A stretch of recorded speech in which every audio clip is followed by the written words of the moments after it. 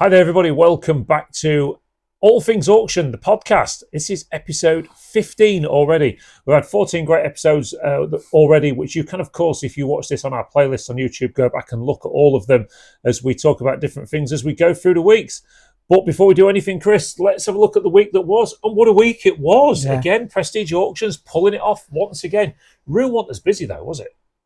It set off really quiet, but I reckon by about lot 200 it got busy. Then towards when the tool room kicked off. The tool room, it's like the sale was on at Halfords, wasn't it? Yeah, it's like everyone just poured in. Yeah. And let's face it, I don't get excited about the tool room. You do. It was spectacular. When the tools make more than the gold, you know it's a good week. How can spanners and screwdrivers and brackets be exciting? Because they make money. I don't get it. I don't know how to use half of them. I just know some people do. They'll pay anything for it.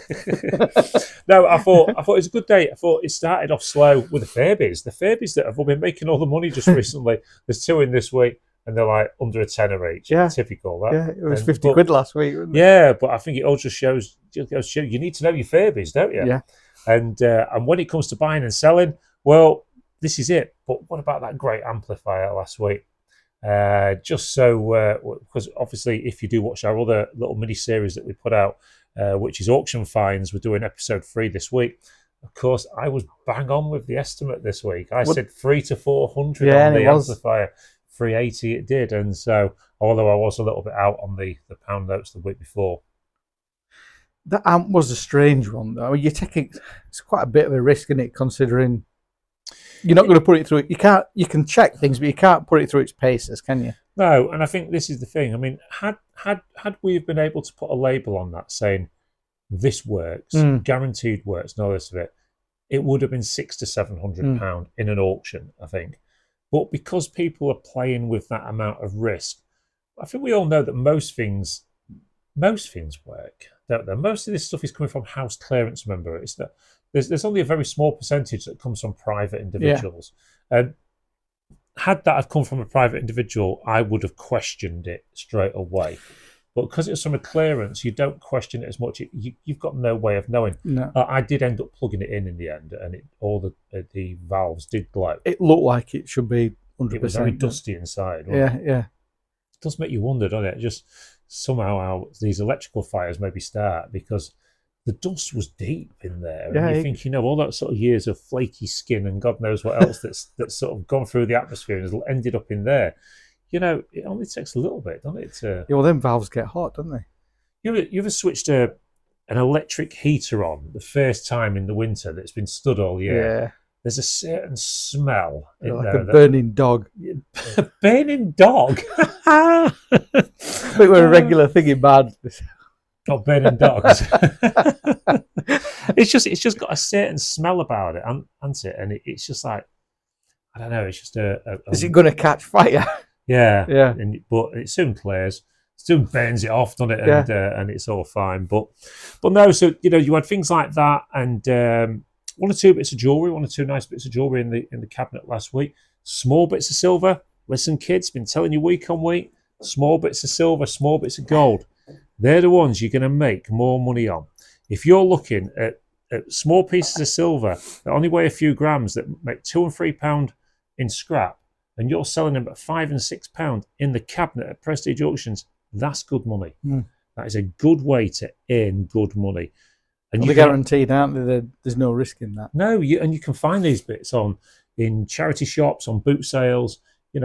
Let's face it, when these dealers and that are going around the boot sales, I know I've done it myself, you're looking for chunks of gold and that.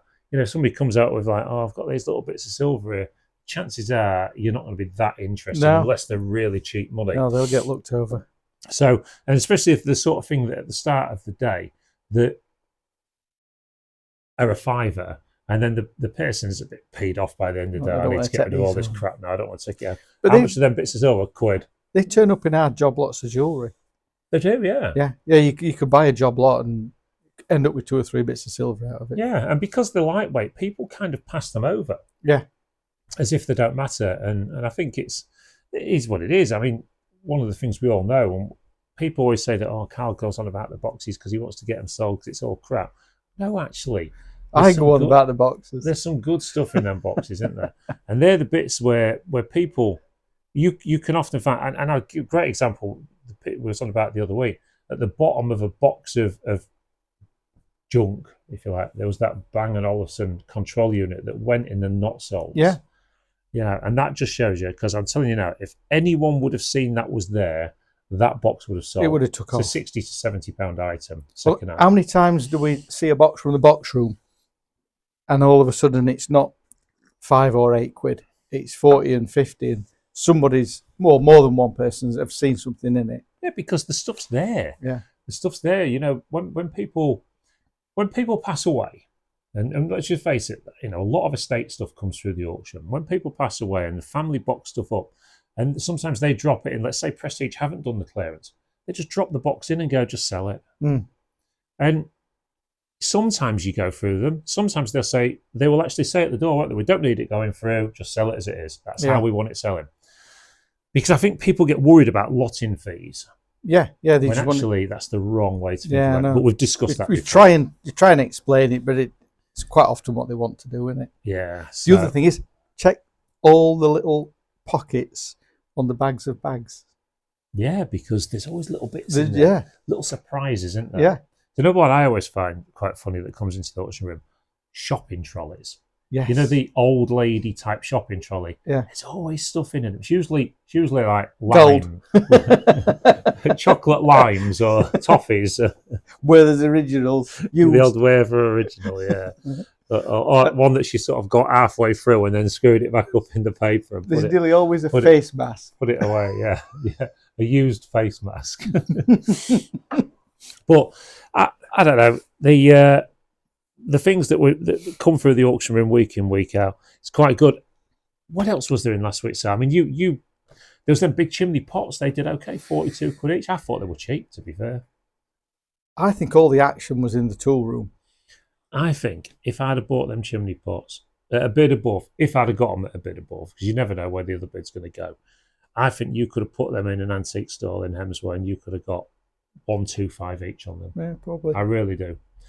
But then you've got the ball aching moving and the risk of breaking them, and then the other person at the other end looking and thinking, how am I going to get them shifted? Yeah, they're a hard sell. You know, Mrs. Jones, that's 72, that loves the chimney pots, ain't putting them in the back of a Fiat 500, is she? No. Yeah, so it's. I bought this week stuff for the challenge that's a bit of a hard sell. I moved away from the cheap boxes and invested higher up. Yeah.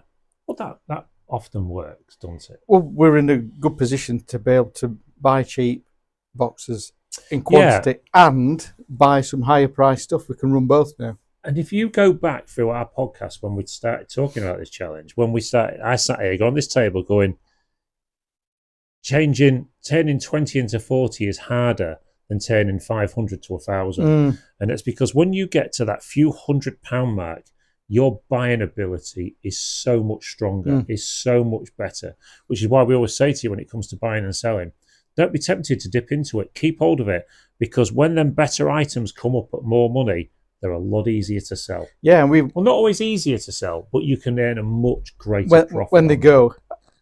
We've tackled this now two ways. We've got quantity that turns over, so it constantly dribbles in, and it replenishes what you've invested. So when a big item goes, that really boosts it up. Yeah. So the coffers have come back up from the small items.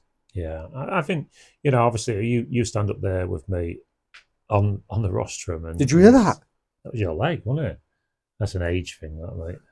That was right. Mine does it sometimes. Usually when I get out of bed, I sort of crawl out of bed on a morning. Yeah. Thing is, at the moment, I've got our dog, right? He's getting on a bit. Like our Archie. It was his birthday the other day. He's 14. He's virtually got no sight left. His earring's gone. It's like dealing with an elderly parent. It really is. It's like one half you wants to put them in a home, but the other half feels guilty if he did that. But he's got this thing now where he jumps on our bed. He gets lifted onto our bed. Should have said, so he can't jump much anymore. And he started this thing that it gets to about 1 a.m, then he starts panting for no reason. Now, as much as some people might want to hear panting in the bedroom, when it's your dog, it's not the way forward. But the thing is, he'll crawl up in between me and Lisa, and he'll literally put his head next to mine and go.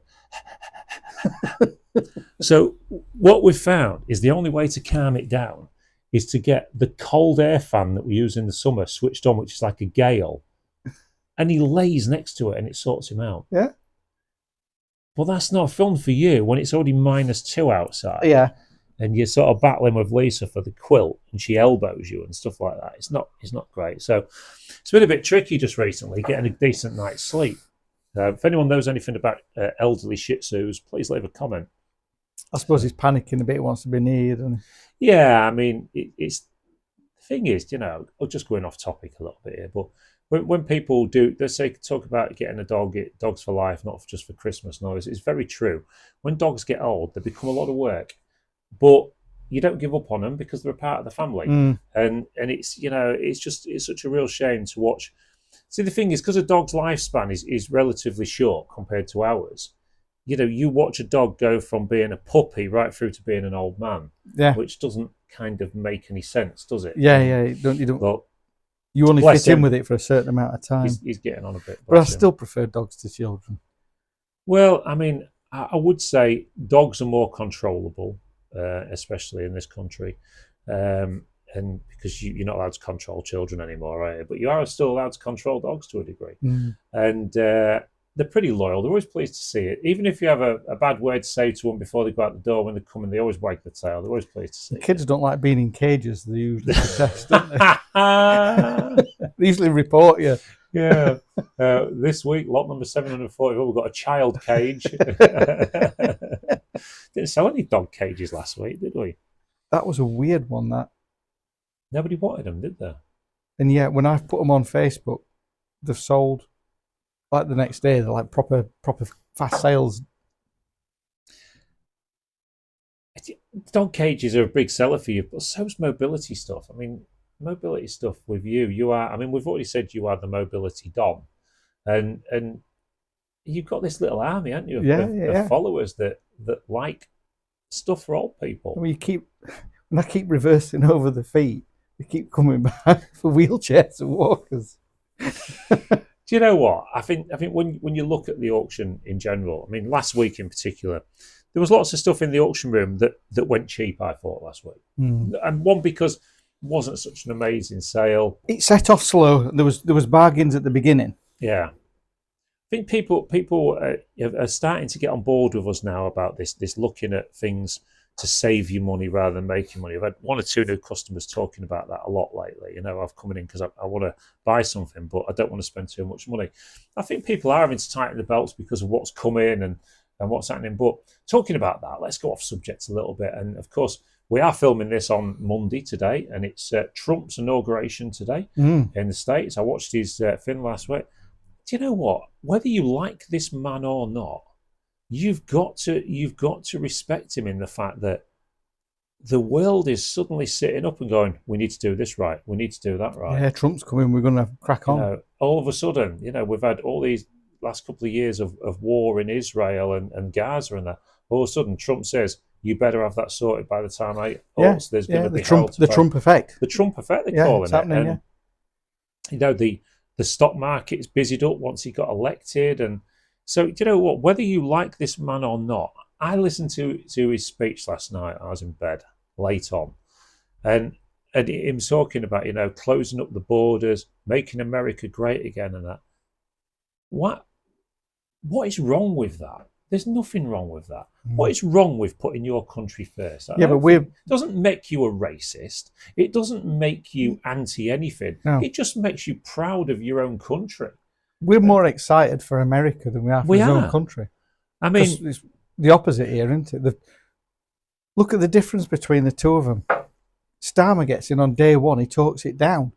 Yeah. It's like there's going to be pain. Trump, the Trump effect's already started. Trump comes in and says on his first day he's going to sign 100 orders to put things right. Yeah.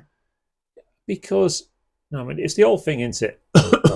We talk about the UK being the 53rd state and all the rest of it, or 51st state or whatever it is. And you look at that and think to yourself, well, we always used to do as America says, and Trump loves the UK, but he can't stand Keir Starmer. You can tell that. Will he let Mandelson into the party? Well, he's talking about not allowing him No, to be the. He won't deal with him. no. And if that happens today, I mean, that's just going to make Keir Starmer look absolute. I mean, let's face it, we are the laughing stock of the world at the moment. We won't be the next state of America. We're a long way down the queue. He's not interested anymore, is he? What's he got, a golf course in Scotland? Yeah, but I just find it's embarrassing. It's embarrassing. Yeah. Do you know what? Some years ago, and I'm going back some years now. This was 2003. Me, Lisa, and the kids we went to Florida for the first time, and we stayed on Disney at the resort at All Star Sports it was. And I'll never forget, second night I was there, we went into Disney's got like a little shop, but they sell UK papers in there. But back 2003, papers were still a thing, you still go, if you're Brit or not, you still get the Sun and that, and I picked up the Sun, and Church was going, he goes, oh, you get this guy behind the counter. He went, broad American accent, he went, you guys from the UK? I went, yeah. And he just started laughing. And I went, what's up? And he went, I need to come to your country. He said, everyone that comes to your country gets given an house and a car and everything, don't they? And I went, I'm not so sure about that. And he went, that's what it says in the papers. I think it's 2003 and they're laughing at us then. What they're doing now? Yeah, it's true now, isn't it?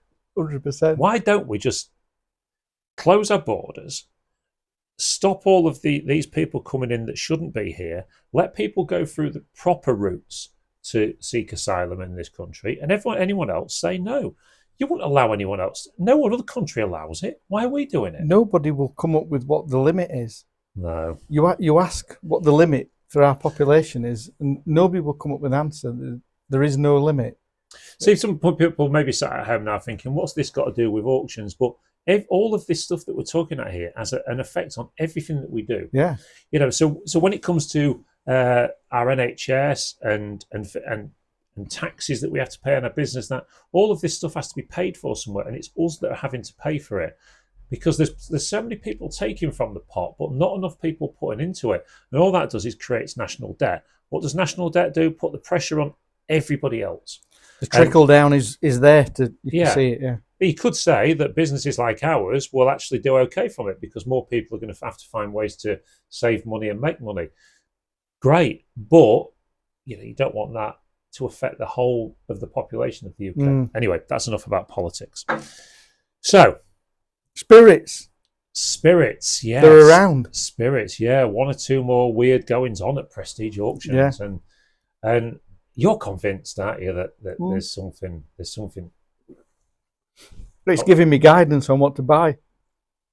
Well, clearly, I know you're doing in the challenge, but we are going to be doing, as one or two of you know, some of you, I'm very sceptical about stuff like this. Chris and Lisa aren't. You have your little conversations with each other about what you've seen and what you haven't seen, but there are other people that have said things about this building as well. So, open mind and all that. Yeah, it's funny when somebody you've never met before comes up to you and tells you something. Well, I had an idea this week. I thought maybe. Well, I know you had the idea about maybe doing an evening here. That was Jenny's because she's a professional ghostbuster. Yeah, well, and I'm quite happy if that's happening. We'll try and get some footage of that if we can. But going on further from that, if you do get some results, I won't say me, so I probably won't be here. I'll probably be watching YouTube at home or something. You'll be too scared. No, I'll be too scared, yeah. But if it works out, then I'm more than happy to one night, it'll cost a few quid, I know, but to sell tickets and do a thingy in there with a spiritualist and that. Yes, yeah. Let's see what happens then. Let's see how many of you or let's see if they can contact the person or persons. See, the thing is, if you look at these buildings, so if you find any old pictures, if you want the old history sites and that of Grimsby, this down Cleethorpes Road all used to be houses. It was all houses all the way down. And then later in the years, they got demolished and turned into commercial premises. Ryby Square, of course, being sort of the connecting section to the docks in Grimsby, which was like the focal point, Freeman Street. Top Town wasn't even really a thing, was it? It was just a Freeman Street was where everyone went. All the big stores around there, all The main pubs. street. All of the fishermen would go down there, and that's where all the money was going. So they had all the banks down at Cleethorpes Road here. You used to have Barclays, Lloyds. You had TSB down here. Well, it's probably one of the richest towns in the UK at a certain point, wasn't it? You had Yorkshire Bank over there, and then you started onto all the pubs down Freeman Street. And then down here, now I remember this building that we are in presently at Prestige. It used to be, when I was a kid, used to be a freezer shop. Right. Now, if you actually go into the tool room at Prestige and look, all the floors are old freezer floors with drains in them. Yeah, walls are all tiled, aren't they? Yeah, so that was where they would keep the stock. Well, in the late 70s, where I'm talking about here, freezer shops were kind of a new thing. You know, frozen food and that was in its infancy, if you like. Pardon me. So it's kind of in its infancy, and you were sort of starting to see the bigger firms like Birdseye and Ross's and all the rest of it come through, and Findus, and making all the new things. And so this part of the town, if you believe that sort of thing, has got a rich history, and lots of things went on down here. Back in the day. I mean, this used to be a tram. Used to be trams down here. You said there was a swimming pool down here. Is that right? Behind us. So where the Oasis Health Club is. Yeah. Which is there's a good health club, to be fair. You're in there often? No, clearly I don't go. I just know about it. Pardon me. That used to be the swimming baths years and years ago, and a long time ago, to the point that Lisa's nanny used to say that she used to go there. So I don't know what. Maybe you could leave a comment if you know when that era was of the swimming baths down Orwell Street. There's a pretty good local history club Facebook base, so they might know a bit more about these. Yeah, buildings. they are the Grimsby History Club and that. Yeah. And there's some very knowledgeable people on that subscribe that are followers of that. So yeah, it's a big group. Yeah, I mean, I've I do like to put a few bits on. If you remember, not long back, we had all that mayoral stuff in, and I bought it all them folders and that. And I can't wait to try and find some time in my calendar to put some of that onto the Grimsby History Club, because there's some great old information in there. That reminds me, I had some stuff in a photo album 2 or 3 years back. No, it might be longer, like 4 or 5 years back, of Bargate Grimsby Zoo. Yeah, seen it before. Yeah, and not a lot of I didn't know about it, but not many people knew that there was a half decent sized zoo behind there. Do you know what the interesting thing is, Chris? When you start looking back at a town's history, especially, I think it's always interesting for the youngsters to look at it, because as we're getting older, we're remembering more of what was in town. I mean, I remember Cleethorpes Zoo, for instance. And then it going on to be the leisure park and the speedway before it became Pleasurewood Hills. Remember the stock car track? I remember that. Yeah. That went bust before it opened and became Pleasure Island, and so on. So we remember stuff like that, but the older generation that's sadly now passing away, they remember further back. Yeah. So they remember the things like the other zoos. Thing is, as you came out of Victorian times, as people were getting more money and towns were getting more money, of course, Grimsby was getting more money because of the fishing industry. Yeah, it was doing well. People had more to do. People had more attractions. I don't remember anyone ever saying that they wanted a cinema in a shopping centre, but that's another story. It's going to disappear soon, isn't it? So. That when you've already got one great cinema in the town already. But that's another and the market's story. shut now. It's gradually... Do you know what? From that end, it's just closing down, isn't it? And I don't think it will ever... See, the thing is, when you look back at our great town, and I love Grimsby and Cleethorpes. I think when I look back at Cleethorpes, when I was a kid, Cleethorpes was buzzing, right? The pier was the Pier Pavilion. Used to have shows on every day. The summer season one year I remember was the Nolan sisters. Cannon and Ball did a summer season there. I went to see the Nolan ones. Roddle and Emu. Yeah, Roddle and Emu. All the entertainers of the time came to Cleethorpes. Was the circuit, was part of the circuit. The Winter Gardens was part of the circuit.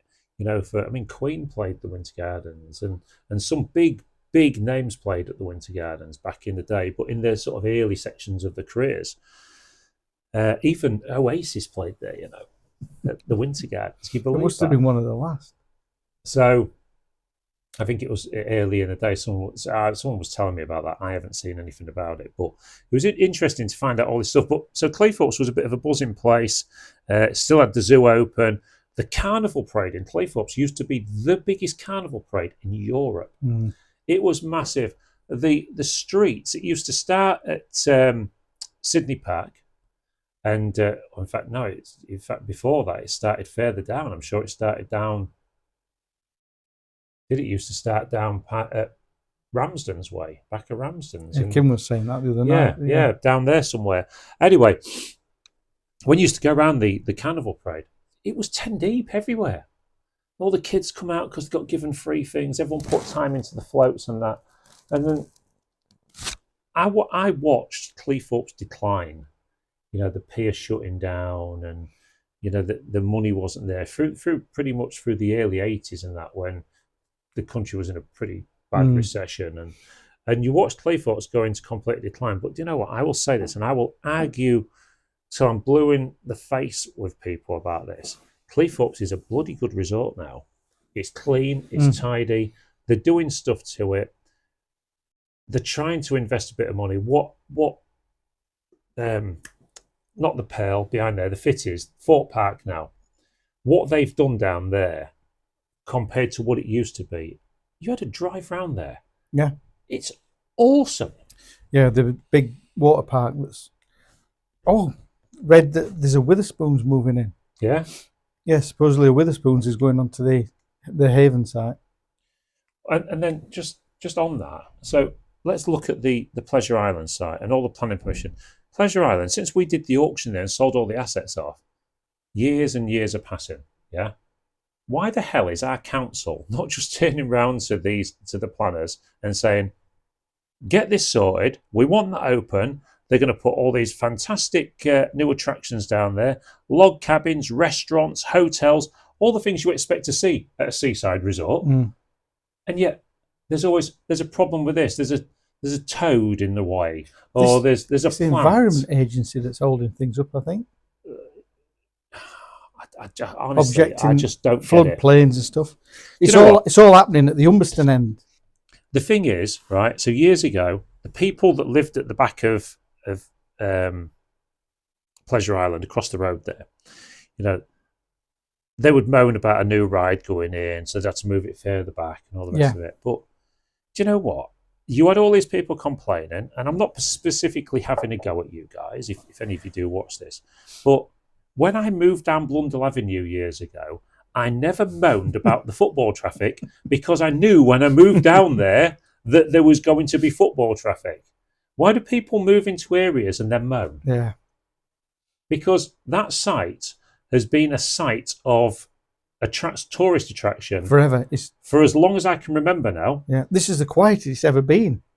So I can't imagine that there's that many people that live there now that it was just a field before they moved in.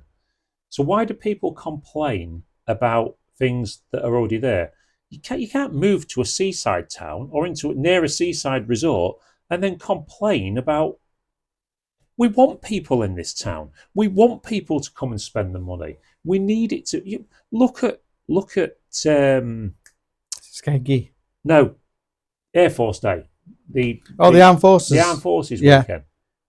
Do you know what? It's rammed. Is absolutely rammed. Buzzing, isn't it? But when they have the European food markets on the seafront, that's packed as well.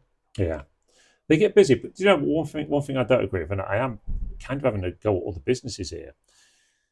When we used to have the real good Armed Forces Day at Cleethorpes, which was good bringing people into this town, it was packed. They basically moved it to Bridlington in the end, didn't they? Yeah. Because they couldn't get enough funding for it. And I said, why aren't all the businesses chucking something in?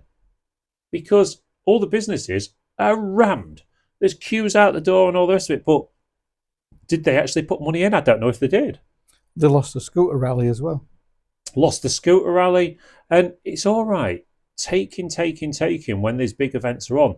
But you'll find in the end that these events cost that much money to put on that you've got to put something back into the pot.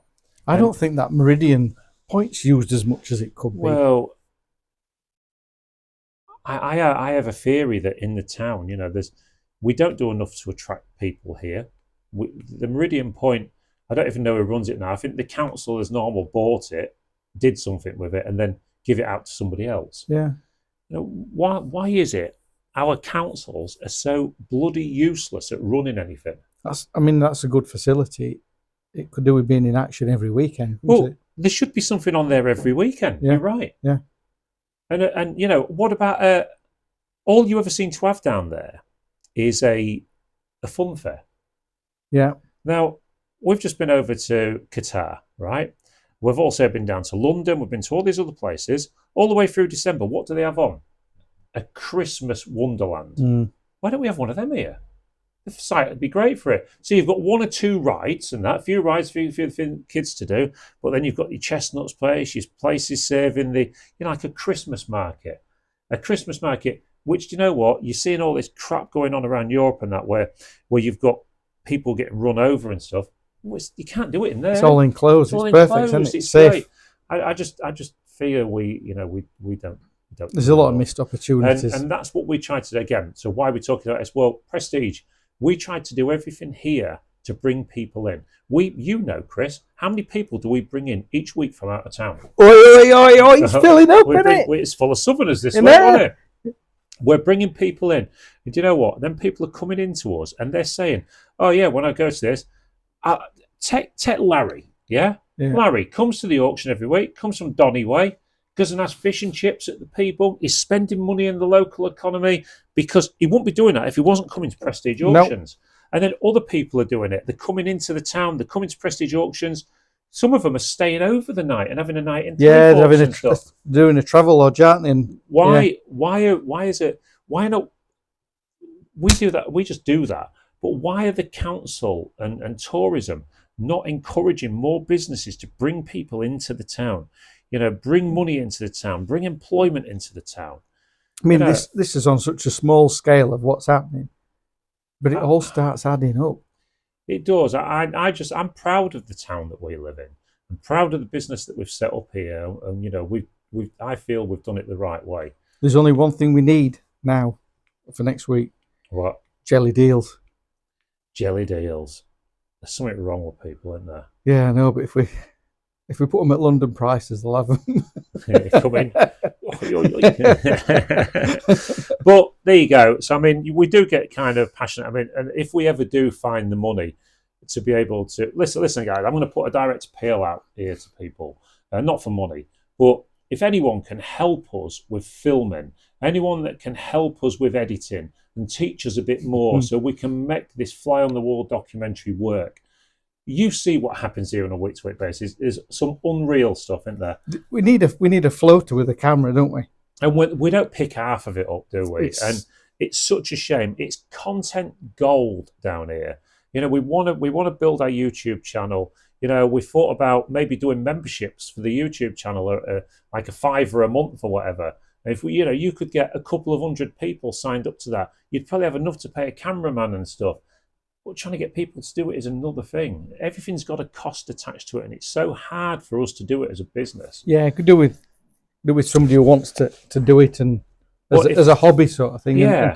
If anyone could help out or teach us or show us a bit more how to do editing, show us some better ways we could do the filming, that would help us out massively.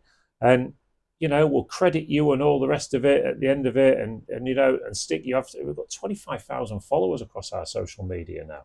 It's a lot of people, and we've got those little mini productions coming up. Yeah, so we've had a bit of a plan this week, everyone. I mean, we're not really talking about anything auctions this week, are we? But we've got a bit of a plan. I've had this idea. I thought, why don't we at Prestige Auctions? We're going to take off all of the big TV shows, aren't we? So we're going to do Prestige does Bargain Hunt. Prestige does Real Deal. We probably won't be able to use the actual names of the shows, of course. You might be able to guess the format. You might be able to guess the format, but we're going to do it all in the usual Prestige way with a little bit of tongue-in-cheek. But we will be looking for people's help with it. Yeah. We will be looking for people to bring items to us. We're going to do Repair Shop. We're going to do Posh Porn. We're going to do all of them, aren't we? Posh Porn, of course. Posh Porn have got the same name as us.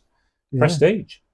And I love the team that Posh Porn have got. They've got great show, they have. But when you look at things like Real Deal Antiques Road Trip. There's nothing we couldn't have a go at doing ourselves. No. And you're quite excited about it, aren't you? Oh, yeah, I've got loads of ideas. But again, would need people to help us out with the filming and the editing, and we're not begging. We are a business at the end of the day, but all that this what we do. We try to do it to try and keep the community going. The community at Prestige is fantastic, but we're only limited, and we're limited in the amount of hours that we've got. Look at today; none of us have stopped, have we? No, we're squeezing things in, aren't we? We're here now. It's getting on for 4:00 now. We're still thinking, I've still got that to do, and I've not touched anything to do with YouTube or that today. Well, it's a miracle we can fit as challenge items, isn't it? Really? Yeah. We are extremely busy people, so it is a direct appeal to anybody. If you can help us out in any way, shape, or form, give us some tips, give us some guidance. We'd love to get this fly on the wall documentary going. I tell you what, you can keep all your auction shows on the telly. There's nothing would beat this. This place is unbelievable. You'd see it from start to finish, the way it really is. No stage managing, just a day in the life of Prestige. And every day is different, isn't it? Every day is different. I mean, the only thing that's different most days is Dave's got a different illness. He's on night nurse today, isn't he? Yeah. He's had shingles. He's had it all, hasn't he? He told us. Monkeypox. No, we haven't had that yet. No, but he did tell us not too long. Well, it was a while back now that he got sickle cell. Do you remember that one? We've heard them all. Yeah. He's a good lad, Dave. Though he's a good lad. Anyway, so I suppose we ought to really talk about the challenge, don't we? Yes. What did you buy? So I was a bit strapped for cash this week. I only had a few quid, didn't I? Yeah, because you had a big purchase. Yeah, I think we had £10 left, something like that, 10 or 12 quid or whatever it was. So we bought a couple of rolls of radio wire. Reason being, you might think, why do you want to buy radio wire? Well, a reel of radio wire is about 80, 90 quid. We got them for like £3. Yeah, and they were new, weren't they? They're wrapped up. They were brand new. So thought, good idea to stick them onto the internet. What else did I buy? Bought 2 of those, and maybe it was just 2 of those. I can't remember, to be honest. But anyway. Yeah, I think it might have been. Hang on a minute. I might have the paperwork in my pocket.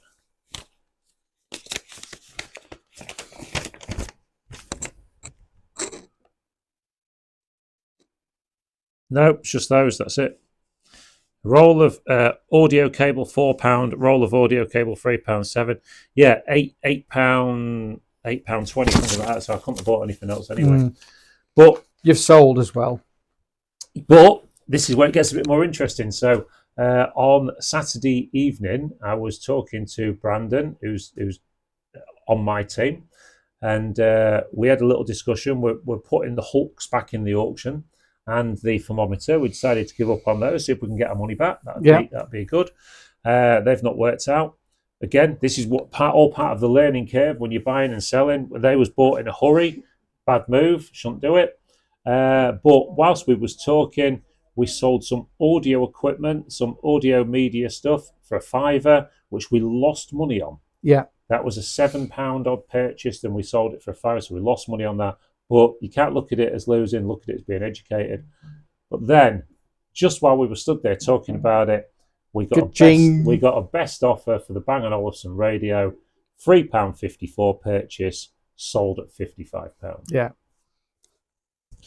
Always good news. So back in the game. So we are back up to some good stock at the moment. Yeah. Some good stock. Yeah. And we're £60 to the good. Bearing in mind, we started with £20. We've paid that £20 back. Yeah. Okay. So everything that we're playing with now is free money. So we've got £60 in cash, ready to buy again. What do you think you've got retail stock wise? Well, we've got built up. We've got the bike at we've got that advertised at 220. I think we'll probably end up settling on about 160, maybe on that. It's not been a quick sale. Well, it's only been a week. Yeah. What we're now end of January. Couple more months and they'll start thinking about it. Yeah. Yeah, because it's one of those which not everyone's going to buy straight away. It's Not in winter. Not a winter project. Yeah. So let's say at worst case scenario, we've got 1.5 for it. So 150 for that. We've got the wires there. They could do 20 quid a reel. So 150, 170, 190. We've got the tobacco stamp of the Scania side. We've probably got getting on for another 300 quid's worth of good stock. 300 retail stock and 60 quid in the bank. It's not a bad place to be. No, about 4 weeks on, end of well, not quite the end of January, from 20 quid. 20 quid? I'm happy with it. We've all started at a really tough time. Yeah. Coming into Christmas in January. But the thing is, Chris, as you know as well as I do, right? So we've turned that, just messing about with it, we've turned it into that. Yeah. And made some money. And the more money you get in this, the easier it's going to become. Yeah. Once we've got a flow to 500 quid, you'll watch our money going up like that week on week. I'll tell you now. Because at that point, I can get into what I know about. Yeah. Jewellery. Yeah, it gets higher. I can buy and sell jewellery and know lots of people to buy and sell jewellery off but I need the money. And we can't cheat. We agreed not to cheat in this. It's got to be a fair challenge. So, it's not like I can lend it the money. I've just got to wait till we get enough money to be able to buy those items. Once I can buy those items, I can then start selling it. Into that's more in your comfort zone there, isn't it?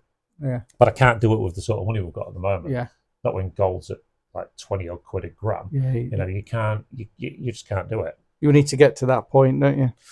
Anyway, so talk to me. Let's have a look at the thing. Oh, first and foremost, hot news. We had do you read the comments on the podcast? No. No, I see. I was advised not to, and I haven't. Right. Okay. Well, somebody's on there this week that he lives in the same area as Jane McDonald. I told you about this, have I? No. And he often bumps into her. He's coming now, isn't it? So he said he watches the podcast, loves it, and if he bumps into her, he's going to mention it to her. I reckon she'll be here. Right. Summer. So, Jane, come and see us. We love you on the podcast. Yeah. Show me a picture of Jane. There's space there. She's here, look. There she is. Cruising with Jane McDonald. Yeah. There you go. So, Carl and Brandon, £60 plus stock. Plus stock. Lisa and Tom, £37. And lots of good stock, apparently. Well, they've really come from behind, haven't they? Yeah, they dropped really down low. They really are bottom feeders, aren't they? Well, they did get a bit of a kick in with the scarves, didn't they? Yeah. The promise of the sale. A bit naughty, that. Yeah. But they've come from behind. £37 and 2 pence. Going the right way. They're buying cheap and selling cheap, which is okay to a degree. But the problem that's going to cause them later on in the challenge is that they're only going to go up a few pounds a week. Yeah, it is slowly coming up. And once whereas when I get mine to like £400 and £500, mine will start going up 50 quid a week, yeah, 100 quid the a week. The increases will get there. Yeah. So I think they need to. They probably need to watch the podcast and watch what we're doing, and try They're not telling too much. Yeah, but Lisa watches this podcast. All right. But here, look. So here it is then, the big one. Chris and Jen, how are you doing? £423 in the pocket in cash. So we're down from 472 because we've invested. But we've not sold any of the big stuff that we've bought. And it was only we only picked it up on Saturday night. Yeah, so okay. It's only Monday now. But the good news for us is there's £423 cash in the pot. And we've got £600 worth of retail stock. Well, so that's good. Remember this, everybody that is doing the challenge, and I know lots of you are doing it, just to see how well you can do. Having cash is no good, is it? I know you've got it. It's nice to have. It's nice to have when you need to buy something. But you really need to be looking at all times having at least 50% of your cash invested in something. It's got to be working. Because if it's sat there in cash, it's not going to earn you any money, is it? The only way you're going to earn money is to buy something. So wherever you are in the country, get out and start buying. Buy well. again, one person saying again last week, another idiot online saying, "Oh, you're doing this to get people buying in your auction." People are doing this all over the country. Yeah, Jenny's been buying from another auction. Yeah. In fact, Paul Hogan's crocodiles turned up. Yes, yeah, we did. In fact, we need to get a picture to put on, I think. Yeah, we do, yeah. So 3, 2, 1. Yeah, so I'll tell you what we'll do actually. Yeah, so what he's talking about here is that a purchase that Jenny's made is a crocodile handbag, isn't it? Yeah, crocodile skin handbag. But with a baby crocodile. With an actual crocodile on it. Yeah, teeth and everything. Yeah, so anyway, if you want to know what that looks like, we'll show you a picture up in the corner of the screen as we're talking now. So there you go. That's what you're looking at there. I think that's a real slow burner. Well, a difficult sell. Do you know what? It's funny you should say that, because I was watching a thing on YouTube last night, and YouTube sort of recommends different things for you to watch. I didn't realise that crocodile farming was a thing. Where they farm them for meat. Right. I never knew that was a thing, and I have seen. In fact, you mentioned the fairs down the seafront in the summer. Yeah. The European markets and all this. They actually do crocodile burgers or whatever. Wild boar, kangaroo, crocodile. Yeah, and I was like, well, it all seems to taste like chicken or beef, doesn't it? No, it's a bit fishy. Is it? Yeah, I've had some crocodile. It's fishy chicken. Fishy chicken. God. Or just gone off chicken. Gone off chicken, yeah. So there you go. That's the week that was. That's the challenge. That's us trying to put the world to rights. So next week, we need to find something. Why don't you put in the comments what you'd like us to talk about next week? There you go. Here's a challenge for you. And you put in the comments what you would like us to talk about next week. And because we've got a little bit of buying power, now, we could do with somebody suggesting a certain line of product that we need to buy and sell. A challenge on a certain type of thing. I'm going to put something out there, right? We could go together on this one and buy. If anybody out there that watches these podcasts, right, has got anything they want to sell us, okay, for our challenge that you think might be good, then get in touch. Get in touch with us, and we'll always come and have a look and see if we can buy it. Let's say you've got a load of stuff sat in your garage, whatever, that you've had sat there for a while, and you want to help any of us out on the challenge, you want to sell us it, we will sell it through the auction. Just not Capo di Monte. Just not Capo di Monte. Anyway, listen, everybody, we're now off to have a look in the auction room to see what's left in there, what's left to do in there. Last time I came in here, they were sweeping up. It was looking full. Well, we avoided all the heavy lifting, so we can go back in now. That's good. So we have got a fantastic viewing for you this Friday, which of course you're watching this Friday night, so you'll have been already. It will have been the viewing for the ephemera sale and the general sale, which will be taking place tomorrow. We're off now to attack Lisa in the office and tell her we need some money for something. That should cheer her up, shouldn't it? Yeah. Look out for the glass this week. The glass. There's a lot of art glass in. It's really good. Is there? Yeah. Okay. A lot of Caithness but some real nice art glass. Don't forget, we've also got some great auctions coming up. We've got what's next month? That amazing music auction. There's some great stuff coming up in that one. The one after is trains and toys. And then we've got jewellery and coins as well. All loads of special sales. We've got loads to do down here at Prestige. We better go and get on with it. So say goodbye, Chris. Goodbye, Chris. And we'll see you all next week at the auction.